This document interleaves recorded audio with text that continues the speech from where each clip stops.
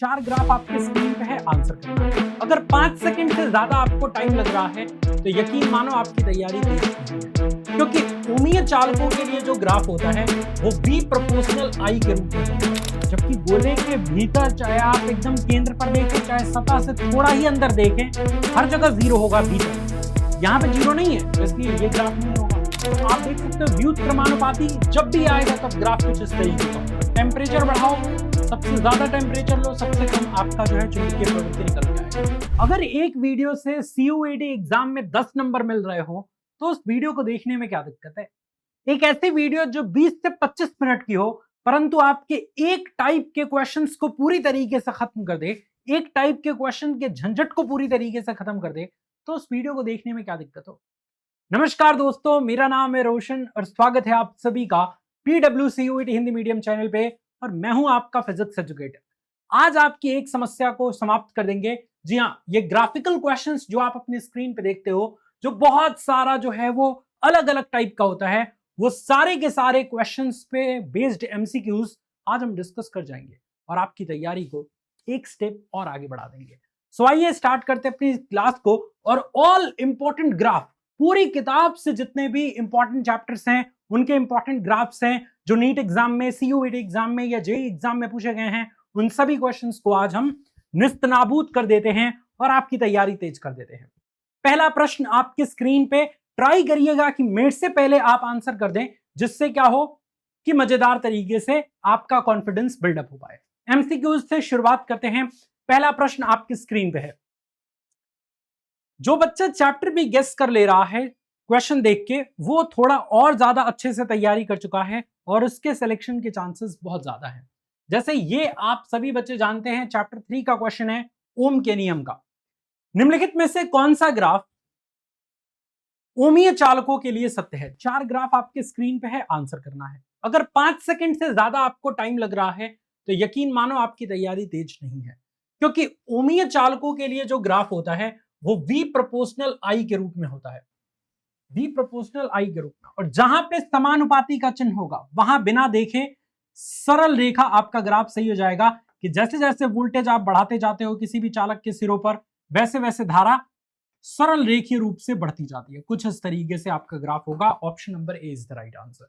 Next question आपके screen पे है, इस क्वेश्चन को देखो। क्वेश्चन ये कह रहा है कि किसी अर्धचालक की प्रतिरोधकता ताप पर निर्भरता को किस प्रकार डिनोट करती है। तो चालक, कुचालक और अर्धचालक तीनों टाइप के पदार्थों के ऊपर जो टेम्परेचर, रेजिस्टिविटी या टेम्परेचर और रेजिस्टेंस का ग्राफ होता है वो अलग अलग होता है ना। तो आ जाओ एक बार देख लेते हैं। अगर प्रतिरोधकता की बात कर रहा है तो वह रेजिस्टिविटी रो की बात कर रहा है, और टेम्परेचर की बात कर रहा है तो टी की बात कर रहा है। अगर अर्धचालक के बारे में हम देखें बच्चों, तो अर्धचालकों का टेम्परेचर बढ़ाते ही रेजिस्टिविटी कम हो जाती है, अल्सो प्रतिरोध भी कम हो जाता है। तो टेम्परेचर के साथ चाहे प्रतिरोधकता का ग्राफ देख लो चाहे प्रतिरोध का ग्राफ देख लो, वो व्युत क्रमानुपाती वाला होगा, यानी अति परवलयाकार। इस प्रश्न का correct answer option number C. समझ आया? इस तरीके का ग्राफ, जैसे देखो ना, टेम्परेचर यहां पे ये था तो रेजिस्टिविटी ये थी, टेम्परेचर आपने बढ़ाया रेजिस्टिविटी तुरंत घट गई। तो टेम्परेचर बढ़ाने से रेजिस्टिविटी घट रही है, ताप बढ़ाने से प्रतिरोधकता घट रही है, इसका मतलब ये वाला ग्राफ बिल्कुल सही हो जाएगा। नेक्स्ट, यहां पे आप देख सकते हो क्वेश्चन, चित्र A और B दोनों कुछ पदार्थों के लिए ताप, टेम्परेचर T के प्रतिरोधकता के परिवर्तन को दर्शा रहे हैं। इन पदार्थों के प्रकार को पहचानिए। अब मुझे यह बताओ कि इन पदार्थों के प्रकार कौन से हैं। टेम्परेचर बढ़ाने से प्रतिरोधकता किसकी बढ़ती है और टेम्परेचर बढ़ाने से प्रतिरोधकता किसकी घटती है, मुझे कमेंट में बताओ। तो चालक ऐसे पदार्थ होते हैं, कंडक्टर, जिनकी जो है प्रतिरोधकता टेम्परेचर बढ़ाने पर क्या होती है, बढ़ती है, राइट। और अर्धचालक ऐसे पदार्थ होते हैं जिनका टेम्परेचर बढ़ाने पर प्रतिरोधकता या प्रतिरोध, यहां पे प्रतिरोधकता कह रहा है, यहां पे देखो प्रतिरोधकता रेजिस्टिविटी तो रो होगा, तो रो आपका यहां पे बढ़ रहा है और यहां पे रो क्या हो रहा है, घट रहा है। तो पहला होगा चालक और दूसरा होगा अर्धचालक। क्या हो जाएगा बच्चों, अर्धचालक। तो इस प्रश्न का करेक्ट आंसर क्या हो जाएगा, चालक, अर्धचालक, चालक, अर्धचालक। Option number A is the right answer. Next question आपके स्क्रीन पे है, ये बहुत मस्त क्वेश्चन है, पढ़ो एक बार। यदि तार की त्रिज्या r हो तो तार के केंद्र से चुंबकीय क्षेत्र बी एवं दूरी के साथ परिमाण का सही आरेख खींचे। बताओ बताओ बताओ बताओ। करेक्ट आंसर कमेंट सेक्शन में सारे बच्चे देंगे। देखना दिलचस्प होगा कि आप में से मैक्सिमम बच्चे क्या आंसर कर रहे हैं। फटाक से बताओ। 10 सेकंड से ज्यादा समय अगर लग रहा है तो यकीन मानो तुम्हारी तैयारी अभी अधूरी है। देखो, अगर हम तार के बाहर देखते हैं और तार के अंदर देखते हैं तो सीन एकदम उल्टा हो जाता है। बी अगर हम अंदर देखते हैं तो आर के समानुपाती, और अगर बी बाहर देखते हैं, तार के बाहर देखते हैं तो व्युत्क्रमानुपाती। अरे तार के बाहर विद्युत चुंबकीय क्षेत्र कितना होता है? μ0I/2 pi are. तो आर नीचे है ना, व्युत्क्रमानुपाती के तरीके से है। तो बाहर अगर देखोगे तो ग्राफ कुछ इस तरीके से होगा, ऐसे, और अंदर समानुपाती है तो अंदर के लिए स्ट्रेट लाइन। तो correct answer of this question is option number B. Next question आपके स्क्रीन पे है, ये लो। इस प्रश्न को देखो एक बार। एक उत्तल लेंस द्वारा बने प्रतिबिंब की दूरी v भिन्न भिन्न वस्तु की दूरी के लिए मापी गई है। v और u के लिए सही ग्राफ क्या होगा? कमेंट में बताओ। 5 सेकंड से ज्यादा समय नहीं लगना चाहिए। देख भाई कैसे करेंगे इस क्वेश्चन को। इस क्वेश्चन में सबसे पहले देखो कि उत्तल लेंस का जिक्र किया जा रहा है। उत्तल लेंस यानी कॉन्वेक्स लेंस। कॉन्वेक्स लेंस में अगर वस्तु को फोकस पर रखते हैं तो जो प्रतिबिंब बनता है वो अनंत पर बनता है, और जब वस्तु को अनंत पर रखते हैं तो प्रतिबिंब जो बनता है वो कहां बनता है? फोकस पर बनता है। तो एक अगर छोटा है तो दूसरा बहुत बड़ा बन रहा है, और दूसरे को अगर बहुत बड़ा ले रहे हैं तो नेक्स्ट वाला छोटा बन रहा है। यानी कि एक दूसरे के व्युत्क्रमानुपाती है ये। अगर वस्तु की दूरी कम ली जा रही है ध्रुव से या फिर ऑप्टिकल सेंटर से तो प्रतिबिंब बहुत दूर बन रहा है, और अगर वस्तु की दूरी दूर ली जा रही है तो प्रतिबिंब बहुत नजदीक बन रहा है। एक के बढ़ने से दूसरा घट रहा है, व्युत्क्रमानुपाती। व्युत्क्रमानुपाती इसका मतलब ग्राफ ऐसा कि u अगर इनफाइनाइट लेंगे तो प्रतिबिंब f पे बन जाएगा, और u को अगर f पे लेंगे तो प्रतिबिंब इनफाइनाइट। समझ रहे बात? तो इस तरीके से आपका graph option number D is the right answer. Next question आपके स्क्रीन पे है, किसी अनुचुंबकीय पदार्थों के लिए चुंबकीय प्रवृत्ति काय तथा टेम्परेचर के बीच अच्छे संबंध को प्रदर्शित करिए। हालांकि ये वाला जो है टॉपिक अभी आपके सिलेबस में नहीं है, परंतु पूछा जा सकता है आपके एग्जाम में। ये याद रखना, ये है, लेकिन ये जो टॉपिक है वो ये है, परंतु ये जो आपका अनुचुंबकीय पदार्थों के लिए है ये क्यूरी के नियम पर डिपेंड करता है। क्यूरी का नियम कहता है कि किसी अनुचुंबकीय पदार्थों की चुंबकीय प्रवृत्ति परम ताप के व्युत्क्रमानुपाती होती है। यानी अगर टेम्परेचर बढ़ाओगे तो उसका चुंबकीय प्रवृत्ति कम हो जाएगी। तो आप देख सकते हो व्युत्क्रमानुपाती जब भी आएगा तब ग्राफ कुछ इस तरीके का होगा। टेम्परेचर बढ़ाओ, सबसे ज्यादा टेम्परेचर लो, सबसे कम आपका जो है चुंबकीय प्रवृत्ति निकल के आएगा। तो इस तरीके से आपका option number A is the right answer. Next question आपके स्क्रीन पे है। इस क्वेश्चन को देखो। एक प्रिज्म के लिए विचलन कोण और आपतन कोण के बीच ग्राफ कौन सा सही है? जेईई मेंस 2013 का क्वेश्चन है। 5 सेकंड से ज्यादा समय नहीं लगना चाहिए। बताओ करेक्ट आंसर भाई। तो देखो यार, आप सभी बच्चे जानते हैं कि न्यूनतम विचलन की कंडीशन में जो आई होता है आपतन कोण, वो निर्गत कोण के आपस में बराबर हो जाता है, और जो ग्राफ मिलता है वो एक मग्गा जैसा ऐसा मिलता है। मतलब एक ऐसा आपतन कोण होगा जिस पर विचलन कोण का मान सबसे कम आपको देखने को मिलेगा, और इसी आपतन कोण पर निर्गत कोण आपस में बराबर होते हैं। सो option number A is the right answer. Next question आपके स्क्रीन पे है, इसका आंसर करो बच्चों।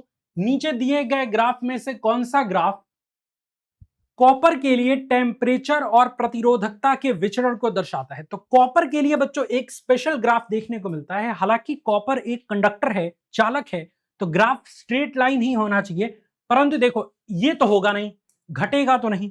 टेम्परेचर बढ़ाने से रेजिस्टिविटी तो घटेगी नहीं, क्योंकि कॉपर एक चालक है। यहां पे भी घट रहा है। समझ आ रही है बात? बढ़ाने से क्या हो रहा है? टेम्परेचर जैसे जैसे बढ़ा रहे हो रेजिस्टिविटी जो है ड्रास्टिकली जो है वो उस तरीके से भाग रही है। ये भी नहीं होगा। यहां पे भी देखो, ये वाला स्ट्रेट लाइन भी नहीं होता है ना, ये वाला इस तरीके से एक ग्राफ देखने को मिलता है। ये एक स्पेशल है कॉपर के लिए, इसको याद रख लेना। Option number B is the right answer. Next question आपके स्क्रीन पे है, ये बड़ी इंपॉर्टेंट प्रत्यावर्ती धारा का क्वेश्चन। कौन सा ग्राफ आवृत्ति के साथ प्रेरकीय प्रतिघात XL से सही परिवर्तन को दर्शा रहा है? बड़ी इंपॉर्टेंट ग्राफ है। फॉर्मूला पता है, 2 सेकंड में आंसर आएगा। नहीं पता है, रोते रह जाओगे, आंसर नहीं आएगा। तो बताओ यार फटाक से कि करेक्ट आंसर क्या आ रहा है। 5 सेकेंड। शाबाश मुन्ना। देखो यार यहां पे अगर तुम देखोगे प्रेरण प्रतिघात, तो इसको हम एक्सएल से डिनोट करते हैं। एक्सएल बराबर होता है ओमेगा इंटू एल। ओमेगा बराबर होता है 2 पाई एफ या न्यू और इंटू एल। अब तुम देखोगे कि यहां पे एक्सएल और न्यू के बीच में ग्राफ कैसा है, समानुपाती का। तो समानुपाती का ग्राफ है तो स्ट्रेट लाइन, सरल रेखा। जैसे जैसे न्यू का मान बढ़ाते जाओगे, आवृत्ति बढ़ती जाएगी, वैसे वैसे प्रेरण प्रतिघात का मान क्या हो जाएगा, बढ़ता जाएगा। तो इस क्वेश्चन का correct answer option number B. Next question आपके स्क्रीन पे है, इसका आंसर करो। कह रहा है कि निम्नलिखित में से कौन सा आवृत्ति के साथ धारितीय प्रतिघात के सही परिवर्तन को प्रदर्शित करता है। अब ये सेम ही टाइप का क्वेश्चन है, जब भी उस वाले ग्राफ को पढ़ाया जाता है उसी के साथ साथ ये भी पढ़ा दिया जाता है। धारितीय प्रतिघात का फॉर्मूला होता है एक्ससी। एक्ससी बराबर होता है 1/c ओमेगा। ओमेगा बराबर आप जानते हैं 2 पाई एफ या 2 पाई न्यू हो जाएगा। अब आप 2 पाई और c ये कांस्टेंट वैल्यू है, यहां पे अर्थात करके लिख सकते हैं कि एक्ससी न्यू के व्युत्क्रमानुपाती है। और जहां भी व्युत्क्रमानुपाती होगा, यानी कि जैसे जैसे आप जो है वो आवृत्ति बढ़ाते जाएंगे, वैसे वैसे जो है वो आपका एक्ससी का मान यानी धारितीय प्रतिघात का मान कम होता जाएगा। न्यू बढ़ाओगे धारितीय प्रतिघात का मान कम होगा। अति परवलय आकार option number C is the right answer. Next question आपके स्क्रीन पे है, बड़ी इंपॉर्टेंट जेई का क्वेश्चन है, पढ़ो एक बार। दिया गया ग्राफ चित्र में 3 विभिन्न विकिरणों के लिए प्रकाश संवेदी पृष्ठ के लिए एनोड विभव के साथ प्रकाश धारा के परिवर्तन को दर्शाता है। माना IA, IB और IC क्रमशः तीव्रताएं हैं, ठीक है, और न्यू ए, न्यू बी और न्यू सी आवृत्तियां हैं। तो ए बी सी के लिए सही परिवर्तन क्या होगा बताओ। 5 सेकंड से ज्यादा ले रहे हो, दहचाटे लग जाएंगे। समझ आ रही है बात, क्योंकि हॉलवर्श और लेनार्ड के एक्सपेरिमेंट में इस कॉन्सेप्ट को एकदम मक्खन कर दिया था। क्या कॉन्सेप्ट था भैया, आप देखो इन दोनों विकिरणों को, देखो ए वाले को और बी वाले को, दोनों आग के एकदम सेम स्टॉपिंग पोटेंशियल पे मिल रहे हैं, सेम निरोधी विभव पे मिल रहे हैं, सेम निरोधी विभव पे मिल रहे हैं। और निरोधी विभव सेम कब होगा, जब दोनों विकिरणों की आवृत्तियां सेम होंगी, क्योंकि निरोधी विभव आवृत्ति पर डिपेंड करती है, तीव्रता पर नहीं। तो ए और बी वाले की आवृत्ति सेम होगी, न्यू ए न्यू बी के बराबर होगा। देखो न्यू ए न्यू बी कहां पे बराबर है, एक इसमें बराबर दिख रहे हैं, एक इसमें बराबर दिख रहे हैं, तो ये दोनों ऑप्शन काट दो पटाख से।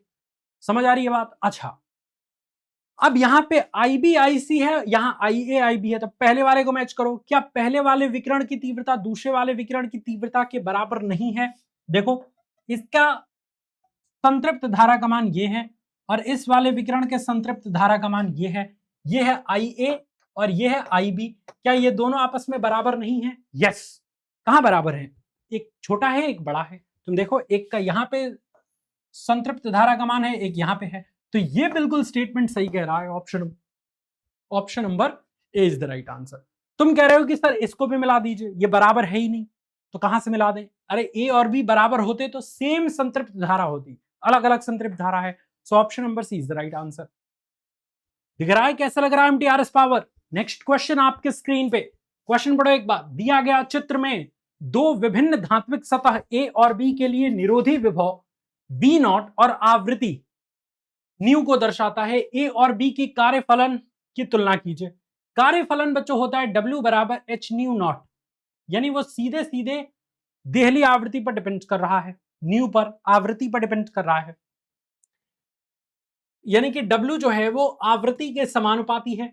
जिसकी आवृत्ति ज्यादा होगी, जिस विकिरण की आवृत्ति ज्यादा होगी, जिस धातु की आवृत्ति ज्यादा होगी, उसका कार्यफलन ज्यादा होगा। आप यहां पे देखो A और B किसकी आवृत्ति ज्यादा है, A की या B की।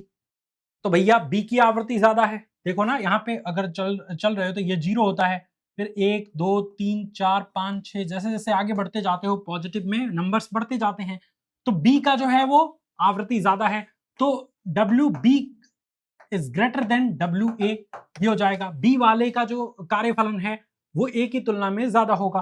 तो यहां पे कह रहा है कि A का कार्यफलन B की तुलना में क्या होगा। अब देखो यहां कंफ्यूज कर दिया है, A का कार्यफलन कह रहा है B की तुलना में, तो A का कार्यफलन B की तुलना में कम होगा। Option number A is the right answer.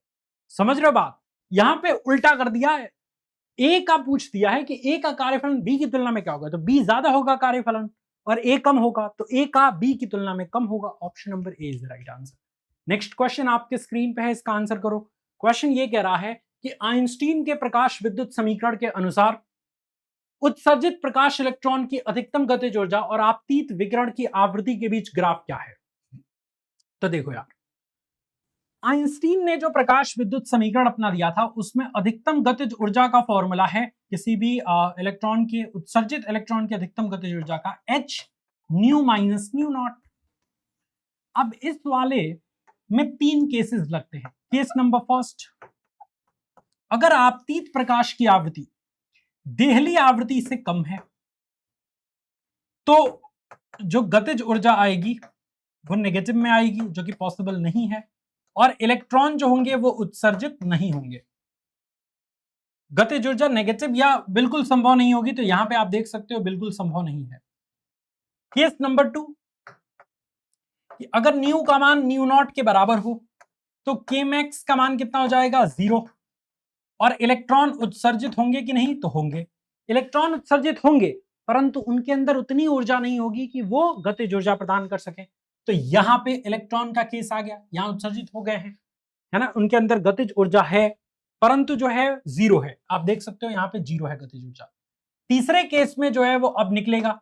तीसरे केस में न्यू का मान greater than new not, daily आवृत्ति से ज्यादा है, तो अब के मैक्स का मान क्या आ जाता है, पॉजिटिव आ जाता है, पॉजिटिव, और इलेक्ट्रॉन भी उत्सर्जित होते हैं। समझ आ रही है बात। तो ये देखो, यहां के बाद जैसे जैसे आवृत्ति आप बढ़ाते जाते हो वैसे वैसे गतिज ऊर्जा उत्सर्जित इलेक्ट्रॉन्स की बढ़ती जाती है। Option number D is the right answer. बहुत पावरफुल क्वेश्चन है, नीट, जेई और सीयूईटी तीनों एग्जाम के लिए सबसे इंपॉर्टेंट है। नेक्स्ट क्वेश्चन आपके स्क्रीन पे है, इस क्वेश्चन को देखो। निम्नलिखित में से कौन सा चित्र कण के संवेग और डी ब्रॉगली तरंग दैर्ध्य लैम्डा के परिवर्तन को शो करते हैं। तो आप जानते हो बच्चों कि जो डी ब्रॉगली तरंग दैर्ध्य होता है वो संवेग के व्युत्क्रमानुपाती होता है। आप देख सकते हो h तो कांस्टेंट है ना, तो p के व्युत्क्रमानुपाती हो गया, लैम्डा p के व्युत्क्रमानुपाती हो गया।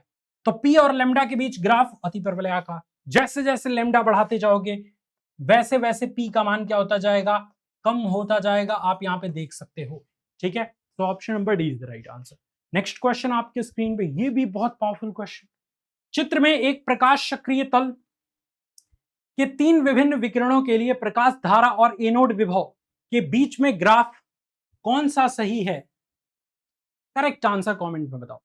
5 सेकंड का टाइम है आपके पास, जितनी जल्दी आप आंसर कर सकते हो उतनी जल्दी आंसर करो, फटाक से आंसर करके बताओ।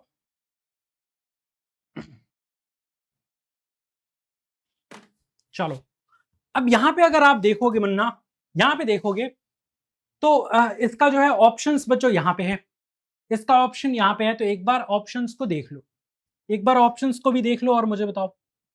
देख लिया ऑप्शंस, ठीक है, ऑप्शन एक बार देख लिया। तो अब चलो यहां पे, अब आप यहां पे देख सकते हो कि इन दोनों का जो निरोधी विभव है ए और बी का, दोनों का सेम है। तो जो पहला है, ये पहला वाला और दूसरा वाला, दोनों का निरोधी विभव सेम है। तो पहले वाले की आवृत्ति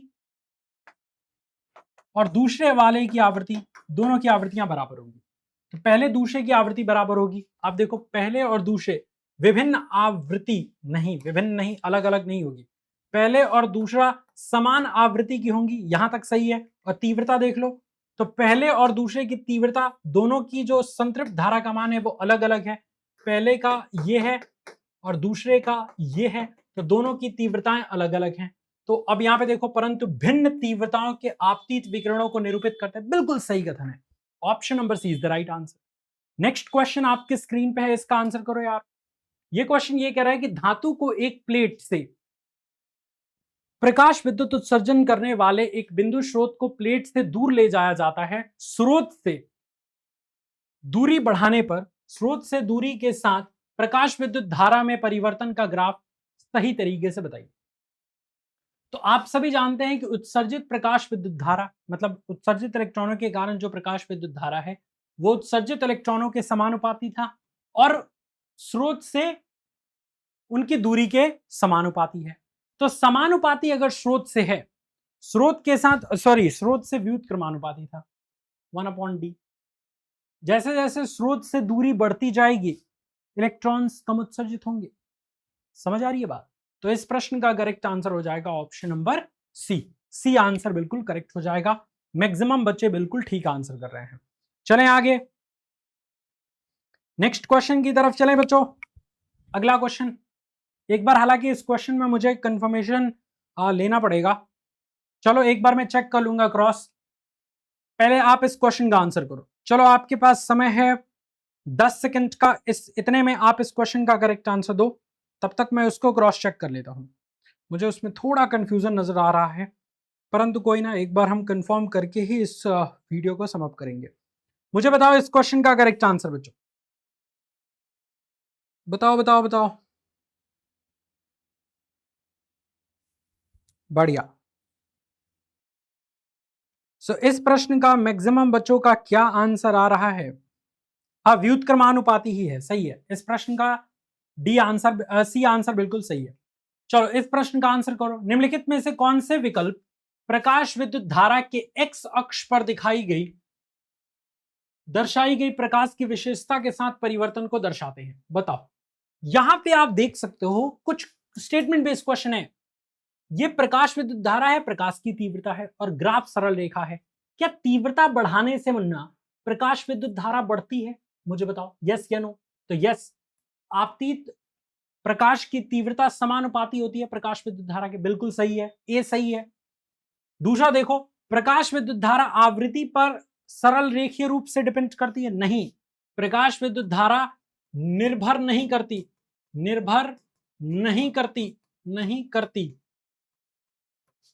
न्यू पर, आवृत्ति पर निर्भर नहीं करती। तो ये गलत है, ये ग्राफ गलत है, तो सी गलत है। तो सी जहां जहां भी होगा वो गलत होगा। एक मछली पूरे तालाब को गंदा करती है, इस कॉन्सेप्ट से ये गलत। यहां देखो, प्रकाश की तीव्रता प्रकाश विद्युत धारा, ये मतलब तीव्रता चाहे कितनी भी बढ़ा लो प्रकाश विद्युत धारा वही रहेगी, गलत है। सरल रेखीय रूप से डिपेंड करता है, ये गलत। तो बी इसमें है, ये भी गलत। अब केवल ए और सी में आपको छांटना है। तो आप यहां पे देखो, आवृत्ति और प्रकाश विद्युत धारा में क्या जो है वो ग्राफ ये सही है। आवृत्ति और प्रकाश विद्युत धारा में ग्राफ सही है। क्या आवृत्ति पर डिपेंड करती है प्रकाश विद्युत धारा? नहीं, आवृत्ति पर नहीं डिपेंड करती। प्रकाश विद्युत धारा सिर्फ और सिर्फ आपतित प्रकाश की तीव्रता पर डिपेंड करती है।